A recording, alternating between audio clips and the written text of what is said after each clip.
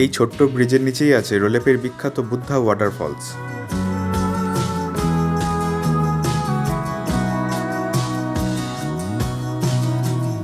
সিঁড়ি দিয়ে কিছুটা নেমে জলপ্রপাতের সামনে এলাম।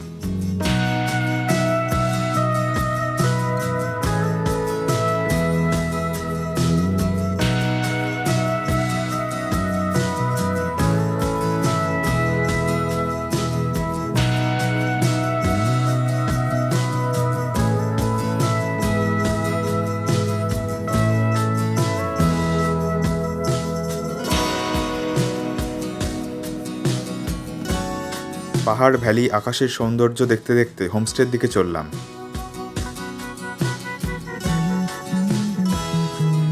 বাঁদিকের এই রাস্তাটা দিয়ে যাওয়া যায় লাটুক, ছোচেন, ইয়াকতেন, গ্যাংটক।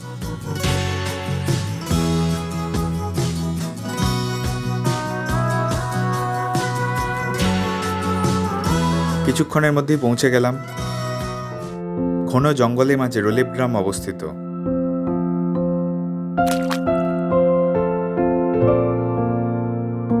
আর গ্রামের পাশ দিয়ে বয়ে গেছে উচ্ছল রংপোখলা নদী।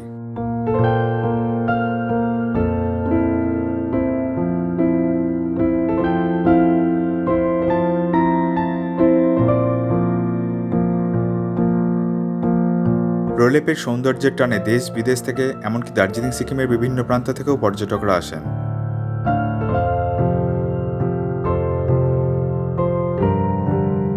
আমি উঠেছি ট্রাইবাল হোমস্টেতে।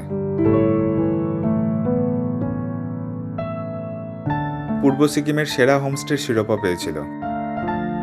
হোমস্টের হোস্ট রোশন রায়জি খুবই রুচিশীল, সংস্কৃতিমান মানুষ।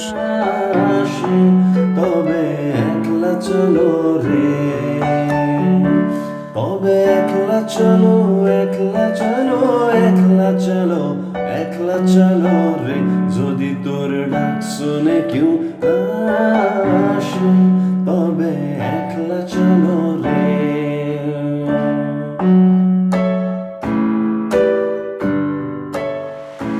সন্ধ্যার নীলাভ আলোয় গেলাম রংপোখলার তীরে।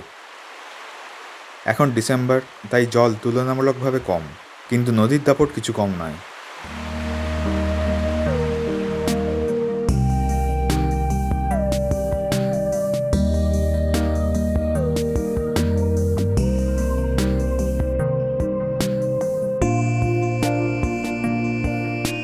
নদীর পাশে কয়েকটা কটেজ রয়েছে, কিন্তু কোনো মানুষজন চোখে পড়ল না।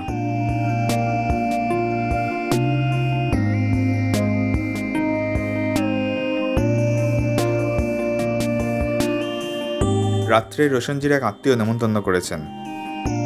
1 ঘন্টারও বেশি সময় ধরে অগণিত ধাপ বেয়ে পাহাড়ের উপরে উঠলাম।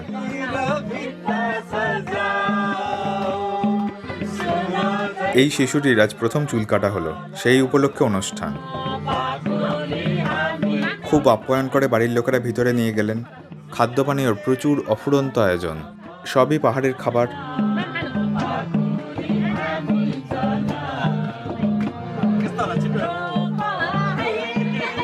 আরেক পাশে হচ্ছে নাচ গানের অনুষ্ঠান। কেউ মজা করে নাচছেন, কেউ পুরনো দিনের গান গাইছেন।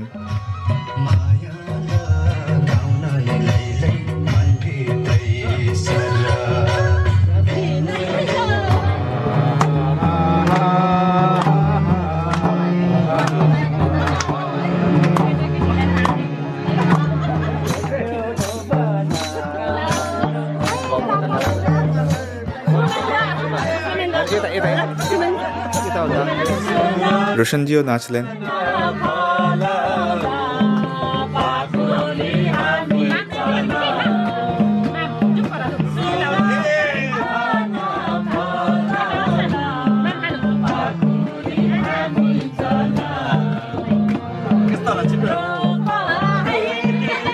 এরপর ডাকলেন ডিনারের জন্য। চমকে উঠলাম, আমি তো সন্ধ্যা থেকেই ডিনার করছি। কিন্তু আজ একটা জিনিস বুঝলাম, পাহাড়ের মানুষরা নাচ আর খাওয়ার ব্যাপারে কারুর কোনো কথা শোনেন না। শেষে আমাকেও জোর করে নাচালেন, সেই ছবি আর এখানে দেখালাম না। হোমস্টেতে ফিরতে রাত 12টা বেজে গিয়েছিল। আমি বাড়িতে চা না খেলেও পাহাড়ে এলে খাই।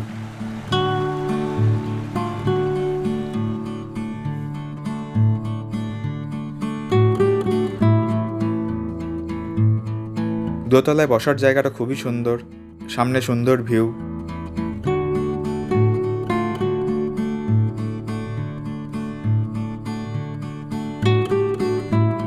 রোশনজির মা অর্গানিক পদ্ধতিতে আলু চাষ করছেন।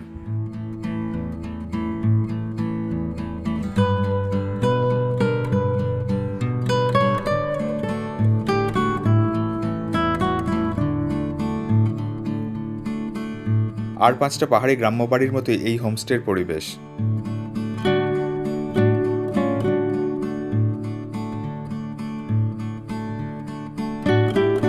কেউ যদি বিজ্ঞানসম্মত মেডিটেশন করতে চান সেই জায়গাও আছে।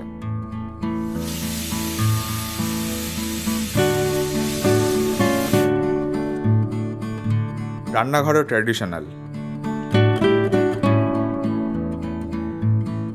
এই গাছটার নাম ওয়াটার ক্রেস। ঝর্ণার জলে সাধারণত হয়, এখানে বাড়ির পিছনে একটা জলাশয় তৈরি করে চাষ করা হচ্ছে। পৃথিবীর সবচেয়ে পুষ্টিকর উদ্ভিদ, অথচ সহজলভ্য।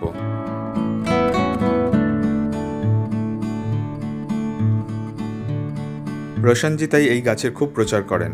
অতিথিদের মেনুতে অন্তত একটি পদ ওয়াটার ক্রেসের থাকে।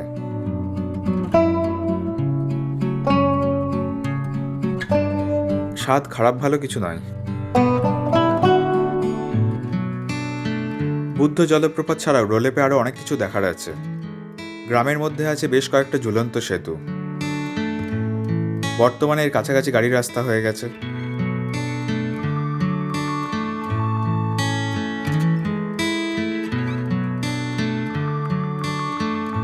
জঙ্গলের রাস্তায় আর 5 মিনিট হেঁটে এলাম এই গাছটার সামনে। 1000 বছরের পুরনো পিপুল গাছ। রোলেপ থেকে যারা চাচালে যাবেন তাদের আর এইগুলো আলাদাভাবে ঘোরার দরকার নেই, পথেই পড়বে। রোলেপ গ্রামের শেষ প্রান্তে পড়ল আবার 2টো সেতু।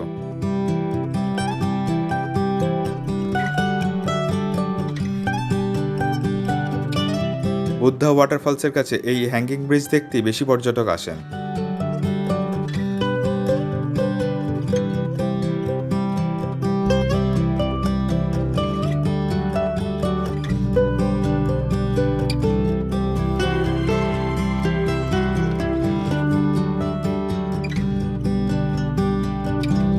প্রথমে ছোচেন গ্রামে এলাম।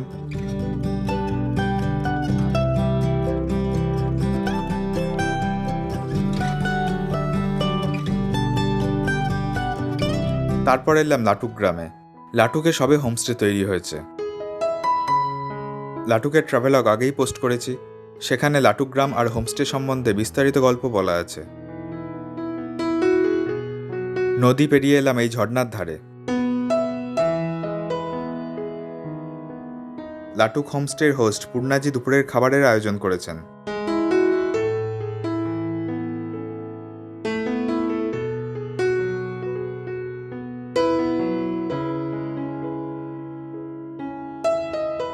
লাটুকে থাকতে না পারলেও একবেলার জন্য এখানে আসতে পারেন।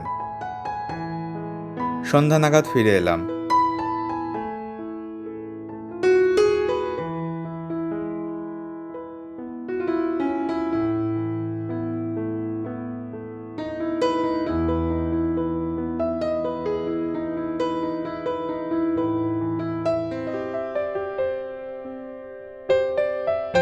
আমি ছিলাম হোমস্টের একমাত্র বারান্দাওয়ালা ঘরে।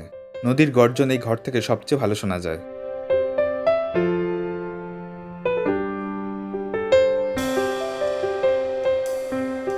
ঘরটাও খুব সুন্দর, যতটা পরিচ্ছন্ন ততটাই খোলামেলা। এখানে থাকা খাওয়ার খরচ 1400 টাকা মাথা পিছু।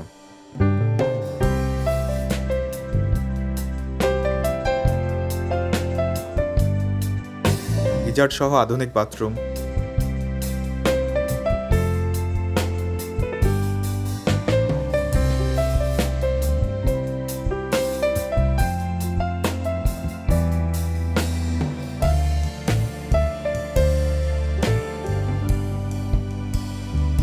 বাকি রুমগুলো থেকে হোমস্টের সামনের ভিউ পাওয়া যায়। ওয়ার্ক ফ্রম হিল অথবা স্বাস্থ্যোদ্ধারের জন্য দীর্ঘদিন এখানে থাকতে পারেন। আপাতত শুধুমাত্র এয়ারটেলের নেটওয়ার্ক ভালো আছে। ভিআই জিওর কোনো হদিশ পেলাম না, তবে আশ্চর্যজনকভাবে চাঁচালে নেটওয়ার্ক পাওয়া যায়। ওয়াইফাই নেই।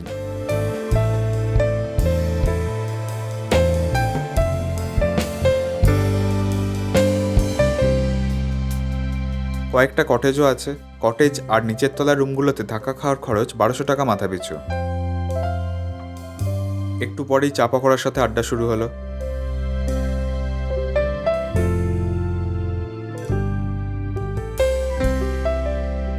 ও, আরেকটা কথা বলতে ভুলে গেছি। আজ সকালে একটা খুব বড় ট্রাউট মাছ পাওয়া গিয়েছিল। ফার্মের চাষ করা ট্রাউট নয়, নদীর জলে পাওয়া। এত বড় মাছ পাওয়া তো দুর্লভ ব্যাপার। ট্রাউট অন্য মাছকে আস্ত গিলে খায়। এত বড় মাছ দেখে তাই আমরা আশায় ছিলাম যদি বাই ওয়ান গেট ওয়ান হয়। সন্ধ্যায় এই মাছই মশলা সহযোগে ডিপ ফ্রাই করা হলো। ট্রাউটের স্বাদ নিয়ে তো কিছু বলার নেই, আর হোমস্টের রান্নাও খুব ভালো। রাত্রে খাওয়ার জন্য কিছুটা আর মাছের বাকি অংশ বিশেষভাবে কাটা হলো। এই মাছ বেশ কিছুদিন ধরে ধোঁয়ায় শুকানো হবে, তারপর অনেক দিন ধরে খাওয়া যাবে আর স্বাদও অন্যরকম হবে।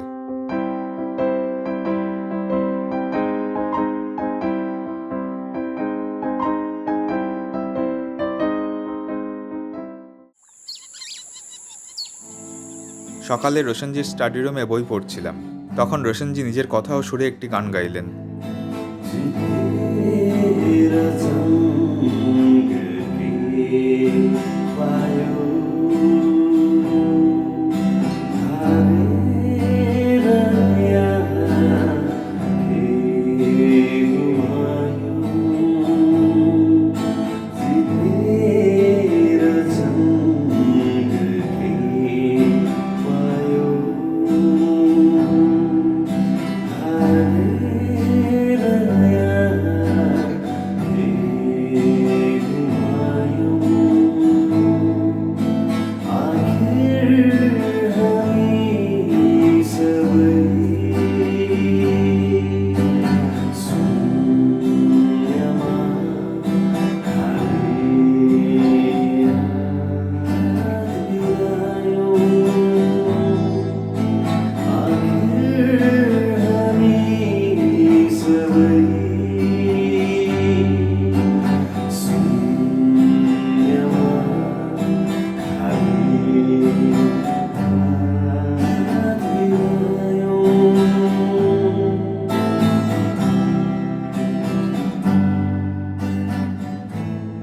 এবার বেরোলাম চাঁচালের উদ্দেশ্যে।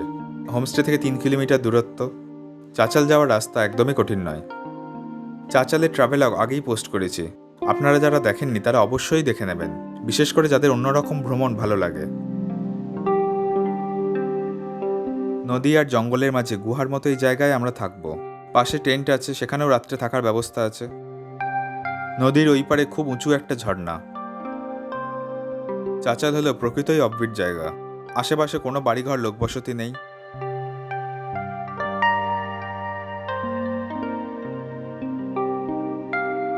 আর এইসব রকমারি খাবারের ব্যবস্থা তো আছেই।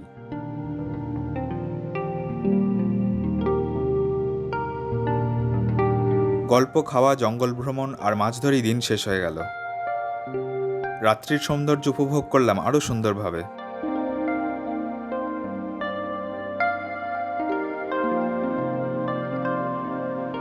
পরের দিন গেলাম চাঁচাল থেকে 3 কিলোমিটার দূরে বৌধা। এই রাস্তার সৌন্দর্য আরও সুন্দর, আরও রোমাঞ্চকর। বৌধাতেই রাস্তা শেষ। বৌধাতে একটা চমৎকার গুহা আছে।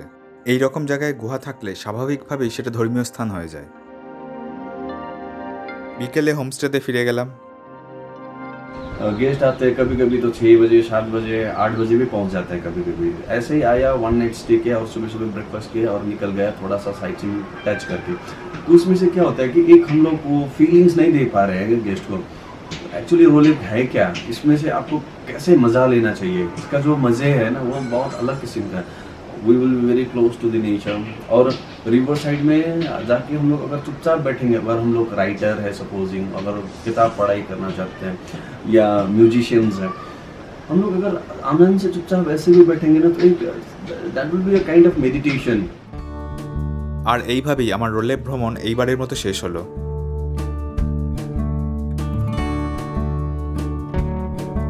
রোলেপের কাছাকাছি আরও যেসব পর্যটন কেন্দ্র আছে সেগুলো হলো মংখিম, ইয়াকতেন, লুংচক, লাটুক, মুলখারকা, অরিতার ও আরও অনেক জায়গা।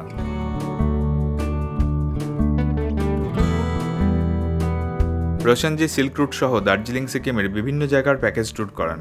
তবে একদম কম টাকার নয়, একটু স্ট্যান্ডার্ড হয়। আর রোশনজির কাছে ঠকে যাওয়ার ভয় বিন্দুমাত্র নেই।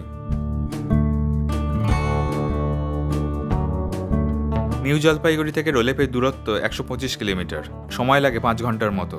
গাড়ি ভাড়া 5,000 টাকা। শেয়ারে আসতে চাইলে গ্যাংটকগামী গাড়িতে রংপো থেকে রংলি। তবে দুপুর 2টোর পর রংপো থেকে রংলির গাড়ি নাও পাওয়া যেতে পারে।